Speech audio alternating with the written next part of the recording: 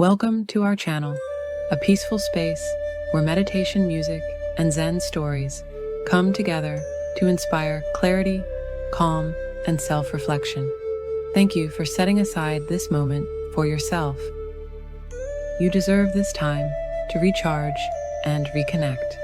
If you find peace and wisdom here, we humbly invite you to like this video and subscribe to the channel so we can continue this journey together.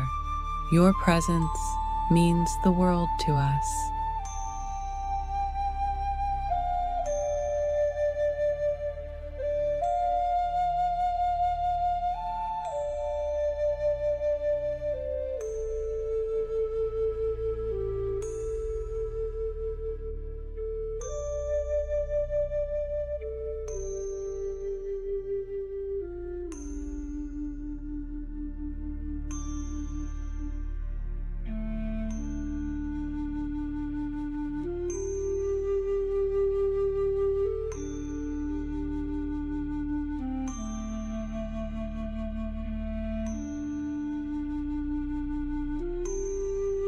The night air was crisp, laced with the scent of damp earth and pine. A faint wind whispered through the trees, rustling the leaves like hushed voices sharing secrets. I pulled my cloak tighter around my shoulders, though it did little to chase away the cold that had settled deep within me, far beyond the reach of warmth. It wasn't just the cold of the wilderness, of weary muscles and aching feet. It was something deeper, something that had been gnawing at my soul long before I ever set foot on this journey. I had spent years searching for answers to the questions that haunted my thoughts, like echoes in an empty chamber. I had walked the crowded streets of cities where merchants shouted their wares and scholars debated the meaning of life. I had sat at the feet of wise men who spoke in riddles, and monks who spoke in silence, all of them offering wisdom, yet none of it reaching the hollow place inside me. Every answer I received unraveled into more questions. Every truth I found felt incomplete. No matter where I turned, I remained restless. And so I walked, away from the noise, away from the distractions, away from the world that had never offered me the clarity I sought. The wilderness stretched endlessly before me, vast and indifferent. The trees towered like silent guardians, their ancient limbs twisting toward the heavens.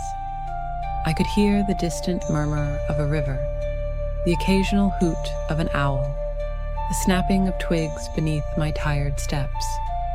I was alone.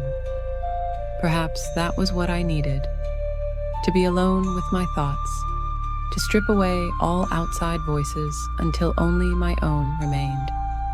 But what if my own voice didn't have the answers either? What if I had left behind the world only to realize that clarity had never been waiting at the end of a long road? What if there was nothing to find? Doubt seeped into my mind like the cold through my bones. My legs ached, my throat was dry, my stomach clenched with hunger, but I had no food left. Perhaps I had been foolish to believe wisdom could be found in distance, in solitude. Perhaps I should turn back. But then, light, a flicker in the distance, faint yet unmistakable. A fire. I froze, breath caught in my chest. Fire meant people. A traveler, perhaps, or a gathering of wanderers like myself. My heartbeat quickened, torn between caution and the primal need for warmth. For a moment, I hesitated. Did I truly want to meet another soul on this journey? I had left behind civilization for a reason, and yet the pull of the flame was undeniable. Fire was life. Fire was warmth. And maybe, just maybe, fire was an answer. I took a deep breath, adjusted the strap of my satchel, and started toward the light. The darkness of the wilderness stretched endlessly around me, thick and impenetrable. The trees stood like silent sentinels, their gnarled branches swaying in the night wind, whispering secrets I couldn't understand. I had been walking for what felt like hours, my legs aching, my thoughts a tangled mess of uncertainty. I had spent so much of my life searching for answers, for wisdom, for a sense of belonging. And yet, every path I had followed had led me deeper into questions I couldn't answer.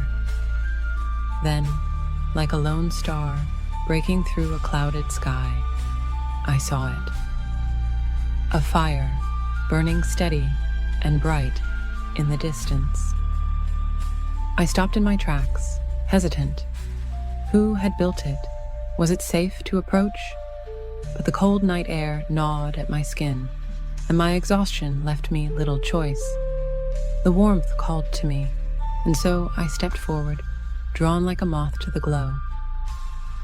As I neared, I saw that there was no one tending to the fire, no figures huddled around, no voices murmuring in the quiet. It simply existed, a beacon against the night. The flames crackled softly, shifting and swaying like dancers in the wind. It was neither too large nor too weak, but just enough to warm, enough to light the space around it, enough to remind me that even in the vast emptiness of the world, there was still warmth to be found. I hesitated just beyond its reach, feeling the heat against my face, unsure if I was meant to be here. But the fire made no demands. It did not ask my name or where I had come from. It did not judge me for my tired eyes, my worn clothes, or the burdens I carried. It simply burned, offering its warmth to all who would come near. Slowly, I stepped closer and knelt by the fire, stretching out my hands. The heat seeped into my fingers, chasing away the cold. It was a strange feeling to be given something without expectation, without condition. How many times in my life had I been measured and tested? How many times had I felt the weight of proving my worth, of earning a place? But here, none of that mattered. The fire did not choose who could sit beside it. It did not care if I was rich or poor, strong or weak, lost or found. It did not dim itself for the weary or burn brighter for the worthy. It simply existed, unwavering and constant, for anyone who needed it. I thought of the people I had passed in my travels, strangers on the road, faces in crowded markets, those I had ignored or dismissed without a second thought. How often had I been like the cold night, pushing people away instead of offering warmth? I had judged others based on their words, their beliefs, the way they looked or lived. I had let the shadows of difference cloud my view, separating myself from those I did not understand. But the fire did not do this. It did not care if you were a merchant or a beggar, if you were black or white, if you were old or young, man or woman, gay or straight. It did not ask where you had come from or what you believed in. It simply burned, welcoming all. Something in my chest ached at the thought. If fire could do this, if something as simple and primal as flame could offer warmth to all without hesitation, then why couldn't I? I sat in silence, watching the flames dance and flicker, feeling their warmth settle into my bones. The realization came to me not as a sudden revelation, but as a quiet truth, a lesson whispered by the crackling embers. I had spent so long searching for wisdom in books, in the words of great teachers, in the distant places I had traveled. And yet, here, in the heart of the night, surrounded by nothing but trees and fire. I had found a truth deeper than any philosophy I had studied. To be a source of warmth in the world, I did not need to be powerful. I did not need to be perfect. I simply needed to be like the fire, to give light where there was darkness, to offer kindness without condition, to burn with purpose, steady and true. I closed my eyes, breathing deeply, feeling lighter than I had in a long time. The fire had given me its lesson. Now, it was up to me to carry that warmth forward. The fire crackled, its warmth stretching outward into the cold night. I sat in silence, lost in thought, feeling its heat seep into my bones. The lesson of the fire still echoed in my mind. Its quiet, steady presence, its willingness to shine for all. It burned without hesitation, without judgment, simply because that was its nature. Then, from the darkness, a shadow moved. A figure emerged from the trees, their steps slow and cautious. The firelight revealed a man, his skin deep and dark, his eyes filled with kindness and weariness alike. He carried a small bundle, worn hands gripping it carefully, as if it were the last thing in the world he owned. His gaze met mine briefly, questioning whether he was welcome. The fire did not waver. Without a word, he stepped forward and lowered himself onto the ground, stretching his hands toward the warmth. He let out a quiet sigh, the tension in his shoulders easing. Then came another.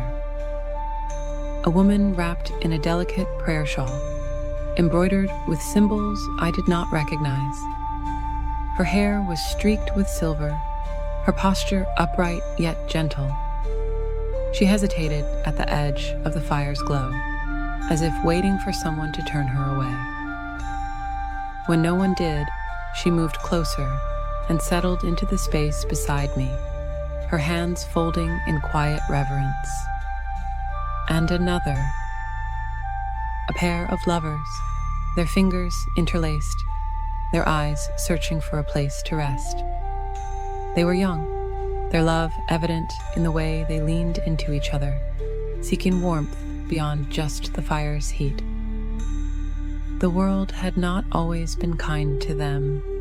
I could see it in the way they glanced at us, waiting for disapproval, for rejection.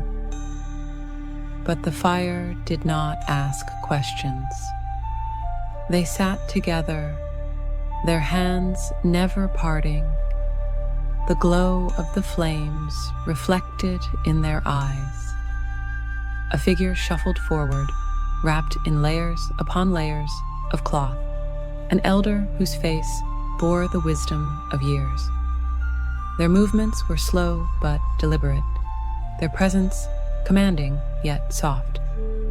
They gave a knowing nod to the group before lowering themselves onto the earth, their fingers tracing patterns in the dirt as if writing stories only they could read. And then finally, a young person arrived. They lingered in the darkness longer than the others, their posture tense, their gaze wary. Their clothes were tattered, their shoes worn through, their face marked by the weight of being cast aside. I recognized the hesitation in their stance, the fear of being turned away, of being seen as unworthy. The fire did not turn them away. Slowly, cautiously, they stepped forward and found a place among us. No one spoke at first. Yet, in that silence, there was no discomfort, only understanding. The fire flickered, stretching its glow across each of us, touching every face with the same golden light. It did not burn brighter for one or dim itself for another. It simply shone, offering its warmth to all who had gathered.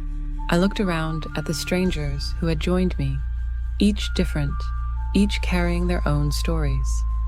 I knew nothing of their pasts, their beliefs, their struggles.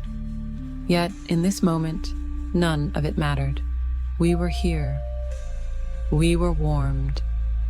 And for the first time, I understood. The fire's light belonged to all of us. I watched the fire flicker, its golden glow dancing across the faces of those gathered around it. The flames moved like living things, twisting and stretching toward the sky, their warmth reaching out to us without hesitation, without judgment. For so long, I had searched for wisdom, looking for it in books, in the words of scholars, in the structured teachings of those who claimed to know the truth. Yet here, in this quiet clearing, surrounded by strangers, I found the answer not in words, but in the steady glow of the fire. The fire burned for everyone. It did not care who we were, where we had come from, or what burdens we carried. It did not withhold its warmth from those it deemed unworthy. It did not dim itself for some and burn brighter for others. It simply burned, because that was its nature, to give light, to offer warmth, to be a refuge in the darkness. I glanced around at the others who sat with me, a man with dark skin and kind eyes, a woman wrapped in a prayer shawl, whispering words of thanks to whatever God she followed, a pair of lovers who held hands, their faces reflecting the fire's glow, an elder whose eyes carried the weight of time, and a young person who sat with their knees tucked to their chest, their expression distant, lost in thought. In the city, these people may have never crossed paths. They may have been separated by invisible walls built by society, by class, by race, by beliefs. But here, none of that mattered. The fire did not ask where they had been before. It did not care about the labels the world placed on them. It simply gave its warmth to all who came near. And in that moment, I understood. Wisdom was not something to be found in temples or hidden away in sacred texts. It was not a prize to be earned through suffering or a secret meant only for the chosen few. True wisdom was something to be lived, something to be shared. Like the fire, I thought of my journey, the miles I had walked, the questions that had weighed down my heart. I had searched so hard for something outside myself, believing that enlightenment was a destination, a treasure waiting to be uncovered. But the truth had been in front of me all along. Enlightenment was not a place, nor was it a secret whispered only to the worthy. It was a choice to be like the fire, to shine even when surrounded by darkness, to give warmth even when the world felt cold, to be a source of light, not for recognition, but because the world needed it. The fire would burn whether or not anyone sat beside it. It did not ask for permission to glow. It did not demand gratitude or recognition. It simply did what it was meant to do. And so would I. A quiet peace settled over me, deeper than the fire's heat. I had spent so long searching, but now I realized I was not lost. I had found what I was looking for, and it had been here all along. I met the eyes of the others around me. The man with the kind eyes nodded as if he understood. The woman in the prayer shawl smiled. The young person who had been lost in thought let out a breath as though they, too, had felt something shift inside them. We were strangers, and yet, in this moment, we were connected, bound not by blood nor by creed, but by the simple act of sitting together in the light of the fire. I knew then that I would carry this lesson with me, not just in my mind, but in my heart. Wherever I went, I would strive to be a fire for others, to offer kindness freely, to share warmth without condition, to light the way for those lost in their own darkness. For wisdom, love, and acceptance were never meant to be locked away. Like the fire, they were meant to be shared.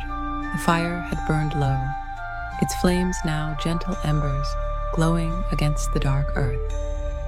The first light of dawn stretched across the horizon, casting long shadows through the trees.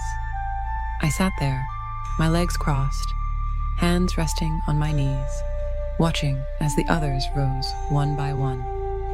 No words were spoken. They weren't needed. The man with dark skin and kind eyes met my gaze, nodding once before disappearing down the path. The woman wrapped in a prayer shawl whispered something I couldn't quite hear, a quiet blessing perhaps, before stepping into the morning light. The lovers walked away hand in hand, their laughter soft, while the elder moved with slow, deliberate steps. Even the young outcast, the one who had barely spoken all night, lingered for a moment, looking at me as if trying to commit this night to memory. I didn't say goodbye. None of us did. Yet I knew. We all carried something with us now, something unseen but deeply felt, like the warmth of the fire still clinging to my skin. I let out a slow breath, staring into the embers. I had spent so much of my life searching, chasing wisdom in books, in the words of scholars and teachers, thinking that answers would come from somewhere outside of myself. But now, sitting in the quiet, I finally understood. Wisdom wasn't something to be found. It was something to be lived.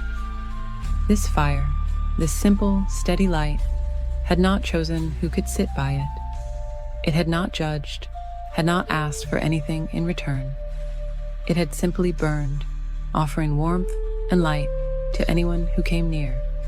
It had shone on all of us, without hesitation, without exception. And that was the lesson. I closed my eyes for a moment, feeling the lingering heat of the fire in my chest. I knew I would carry it with me. Wherever I went, this night, this understanding would stay with me. I stood, stretching my arms as the golden light of dawn touched the treetops. The world hadn't changed.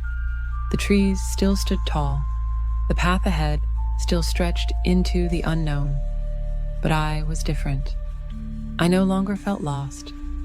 I turned away from the fire, but I did not leave it behind.